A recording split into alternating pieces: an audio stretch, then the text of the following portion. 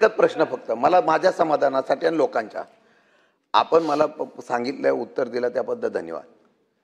माझा स्पेसिफिक प्रश्न होता, त्याचं उत्तर मला मिळालं म्हणून परत विचारतोय.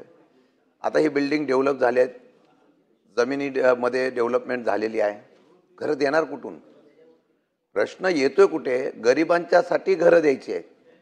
आता ही घरं तुम्ही देणार कुठे? त्यांनी बिल्डिंग बांधून मोकळे झाले आहेत. आपण चौकशी कराल, कारवाई कराल, सगळं कराल, पण त्यासाठी 20% ठेवलेल्या घरांची बांधणी कुठं करणार? मी मगाचपासून सांगतोय, सिडकोने त्या नगरविकास खात्याला पत्र दिलं की 1 लाख घरं आम्ही बांधलेली आहेत. त्याच्याबद्दल आमचं म्हणणं आहे की या विकासकांनी जर 20%च्या घराचं असलेली त्यांची घरं तिथे बांधली नसेल तर शासन ती बांधण्यासाठी काय भूमिका त्यांच्याकडून घेणार आहे? एक तर त्यांची जमीन जी जागा आहे त्या जागेमधली काही घरं तुम्हाला घ्यावी लागतील. जाऊन द्या ना, गरीबाला मिळून दे 500 आणि 1000 स्क्वेअर फूटचं. मग तसं जर झालं नाही तर अडचण होईल.